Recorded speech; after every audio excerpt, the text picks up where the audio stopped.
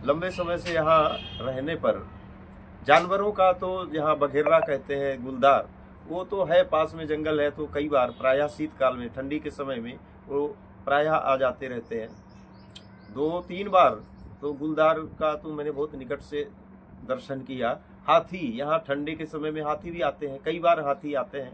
अभी पिछले 1 वर्ष पहले ही थोड़ा और आगे ये रोड से ही पास में ही है, उसके अंदर एक बगीचा है आम का, वहाँ कुछ पकड़ ऐसे महात्मा रात में सोए हुए थे, उनको एक को हाथी ने मार दिया था पांव से कुचल करके। नमस्कार दोस्तों, मैं संतोष चौबे न्यूज सर्वोत्तम में आपका हार्दिक स्वागत करता हूं। दोस्तों, आज मैं एक परम तपस्वी महान संत योगी के पर्ण कुटिया में आया हूं। दोस्तों, मैं आपको दिखा रहा हूं कि हमारे तपस्वी, हमारे योगी, हमारे संत किस जगह पर रहना पसंद करते हैं। वो जगह रूबरू आपको देखने को आज मिलेगी। हर तरफ से पेड़ है, पहाड़ है, हर तरफ से सोना, एकदम शांत है, स्वच्छ वातावरण है। मतलब दोस्तों, एक कुटिया जो होती है, जो एक संतों की कुटिया हमने किताबों में पढ़ी है, ऋषि मुनि कैसे कुटिया में, जंगलों में रहते थे, आज मैं रूबरू देख रहा हूं और मैं एक एक चीज आपको दिखाऊंगा। दोस्तों, मैं गेट से आपको दिखाना चालू कर रहा हूं किस तरह से श्री महाराज जी की कुटिया है, किस तरह महाराज जी निवास करते हैं, सारी चीजें मैं एक एक कर। देखिए दोस्तों, मैं अंदर आ चुका हूं, दिखा रहा हूं, सामने गेट है। अब ये देखिए, सारे जो हैं जंगली पौधे हैं, देख लीजिए, टोटल ये जंगल है और पीछे देख लीजिए पहाड़ है। देख लीजिए, आप अपने आंखों से देखिए, साफ जंगल है। देख लीजिए, इस जंगल के बियाबान, जंगल के बीच में श्री महाराज जी की कुटिया है।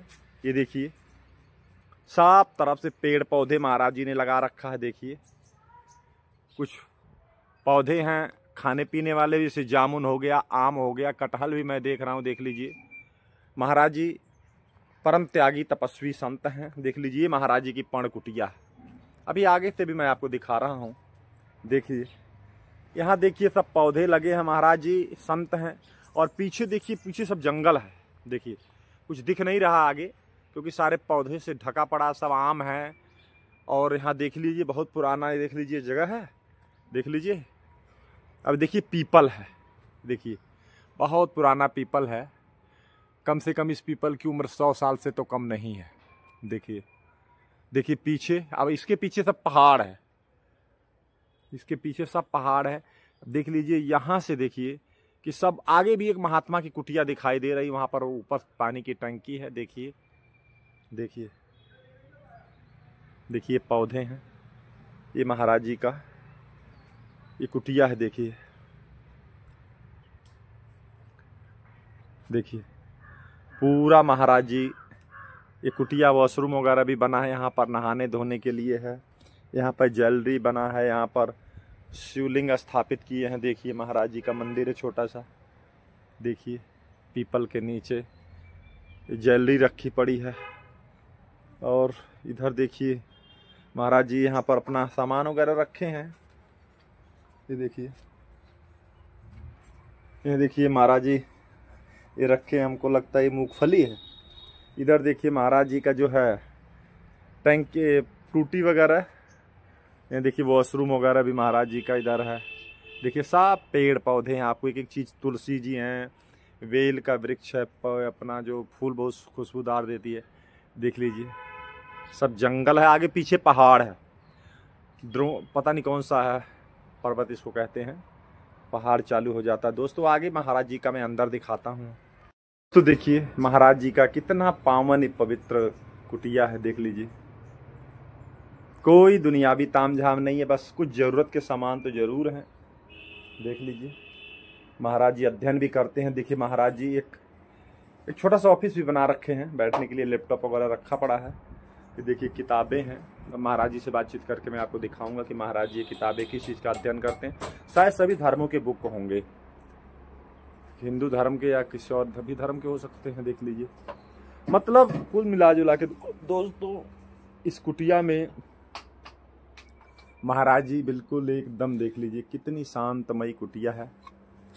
महाराज जी, आप भी एक पवित्र, आपका शायद ये शयन कक्ष है, इसी पर महाराज जी देखिए शयन करते हैं। अब बातचीत करके। महाराज जी, सबसे पहले मैं आपका कोटि कोटि चरण वंदन करता हूँ। मैं भी कर रहा हूँ, मेरे दर्शकों की तरफ से भी, और जो हमारे श्रोता हैं जो आपको सुन रहे हैं, और जो हमारी टीम है उनके तरफ से भी आपको चरण वंदन। महाराज जी, कृपा करके अपना शुभ नाम बताने का कष्ट करें, थोड़ा अपने बारे में बताने का कष्ट करें। थोड़ा नीचे पकड़िएगा, नहीं तार। जय श्री सीताराम। अपने सभी आत्मा स्वरूप प्रिय भाई बंधुओं को जय श्री सीताराम व नमस्कार। हमारा नाम स्वामी राघवेंद्र दास, चतुर्थ आश्रम यानी संन्यास आश्रम में दीक्षित है। और यहाँ ऋषिकेश के अंतर्गत, इधर फेस कर लीजिए, कोई बात नहीं। हाँ बस ठीक है प्रभु। क्षेत्र में ही मणिकूट पर्वत की तरह तलहटी में श्री गंगा जी के तट पर बाबा काली कमली वाले स्वर्गाश्रम ट्रस्ट, जो एक बहुत बड़ा यहाँ का प्रतिष्ठान है, इसी के अंतर्गत एक कुटिया में रहने के लिए गंगा जी ने व्यवस्था की है। तो यहीं रहते हुए अपना साधना, स्वाध्याय, कुछ शास्त्रीय अध्ययन अध्यापन में रहते हुए अपना जीवन कालक्षेप करते हैं। प्रयत्न रहता है कि अपने जीवन के उद्देश्यों को भली भांति स्पष्टतया समझें, समझ करके फिर उनको प्राप्त करने का जो कुछ साधन हो उनको करें, उनको फॉलो करें। उसी प्रकार से अपना, जिस प्रकार से विधि है, व्यवस्था है शास्त्र में, किसको किस प्रकार से रहन सहन होना चाहिए, उस प्रकार से संपूर्ण समग्रतया तो नहीं होता है, फिर भी जो हो सकता है यथासंभव पालन करते हुए अपना साधना स्वाध्याय करने का प्रयत्न करते हैं। इतना ही प्रभु। ये मैं जो पीछे आपके देख रहा हूँ, बड़ी बुक है। देखिए दोस्तों, महाराज जी पढ़े लिखे संत लग रहे हैं। देख लीजिए, पूरी लाइब्रेरी छोटी सी बनी पड़ी है। ये बुक क्या सिर्फ हिंदू धर्म की है कि अन्य धर्मों की बुक को भी आप मतलब पाठन मनन करते हैं, ऐसा कुछ? क्योंकि ज्यादा बुक दिख रही है। ग्रंथ तो है। अच्छा, एक शब्द आपने कहा है कि ग्रंथ हिंदू धर्म के हैं कि किस धर्म के हैं। यदि इस पर हिंदू, ईसाई या मुस्लिम, ये तीनों जो उपाधियां हैं, इन पर जब विचार करते हैं हिंदू धर्म इत्यादि, तो कोई स्पष्ट समझ में आता नहीं है। मुसलमान यदि देखा जाए तो 1200-1400 वर्ष पहले इसका कोई अस्तित्व नहीं होता था। ईसाइयों का भी 2025, इसके पहले कोई अस्तित्व तो नहीं होता था। फिर धर्म क्या था? तब भी धर्म तो रहा होगा, क्योंकि धर्म ऐसा तत्व है जो सनातन होता है, नित्य होता है, कभी विचलित नहीं होता है। धर्म के द्वारा ही संपूर्ण सृष्टि का धारण होता है। सभी प्रजा, प्राणी, सबका धारण धर्म के आधार पर होता है। इसलिए धर्म केवल धर्म होता है, वह हिंदू धर्म या मुसलमान, ईसाई धर्म या ये नहीं हो सकता है। क्योंकि यदि ऐसा होता तो ये मुसलमान या ईसाई ये सनातन से रहे हुए होते। यद्यपि हम हिंदू धर्म अभी व्यवहार करते हैं लोगों से अंतर करने के लिए, अलग अलग सभ्यताएं हैं, अलग अलग संस्कृतियां हैं, उनमें अंतर करने के लिए व्यवहारिक रूप से हम हिंदू धर्म, मुस्लिम धर्म इत्यादि का प्रयोग करते हैं। उनके अपने रीति रिवाज, किसी के कुछ कबीलाई फार्मूले, तरीके, रहन सहन, सब देश काल परिस्थिति के अनुसार उनके अपने। किंतु धर्म मतलब धर्म, अब वह सनातन धर्म है।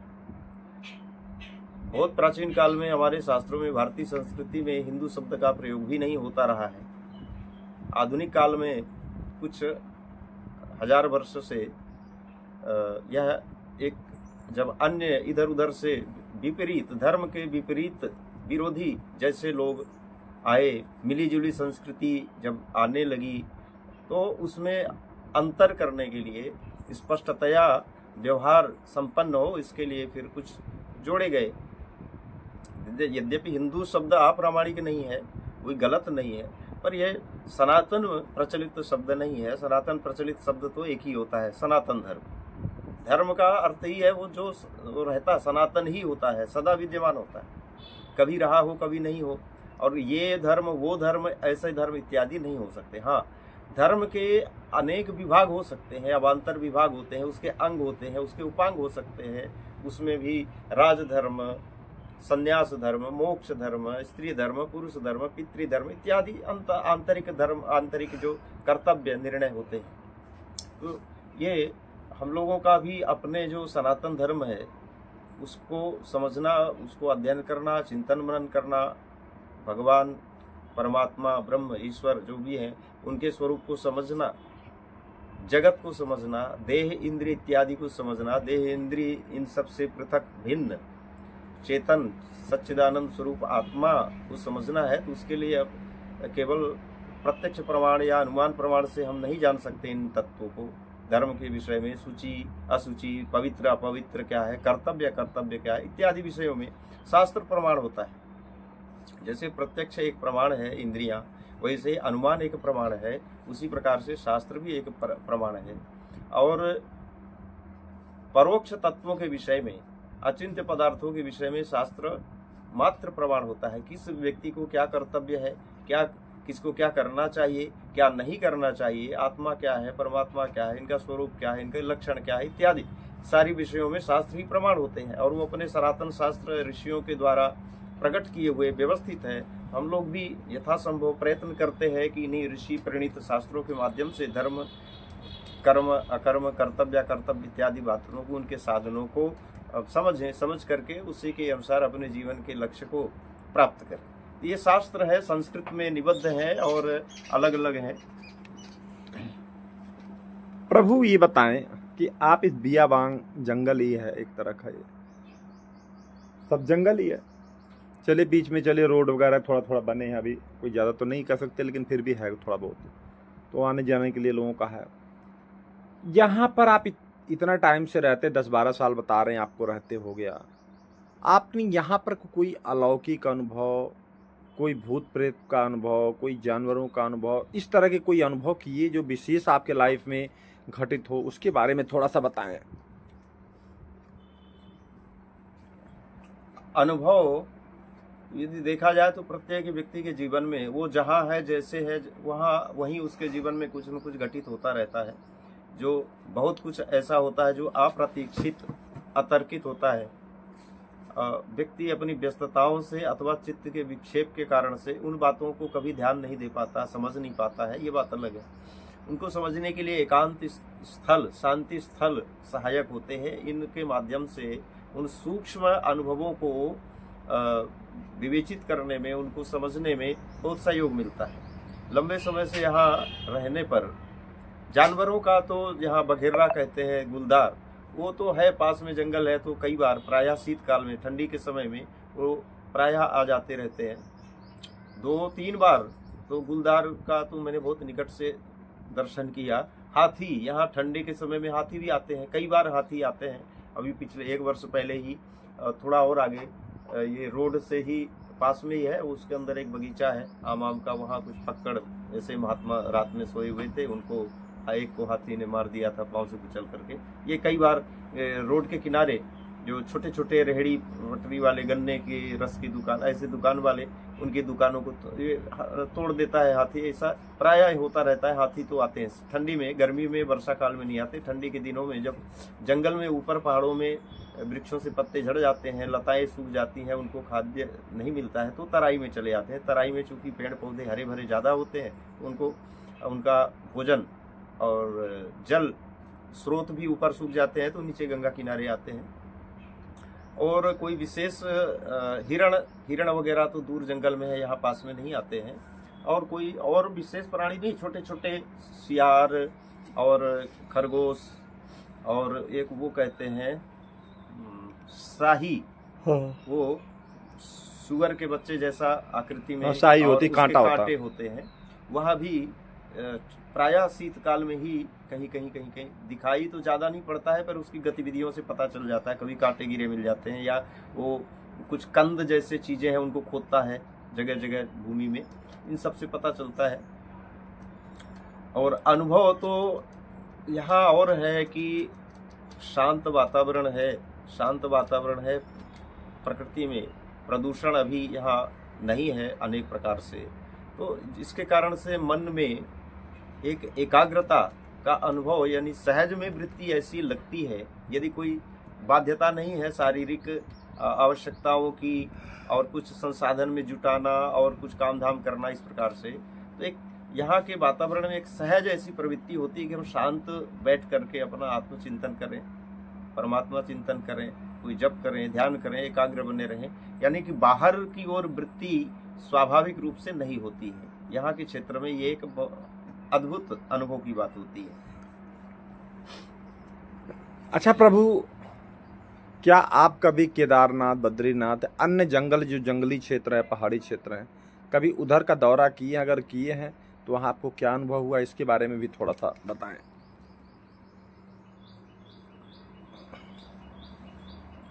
कई साल पहले एक बार एक हमारे मित्र महात्मा के साथ में उत्तराखंड की चारों धाम की पद यात्रा करने का अवसर मिला।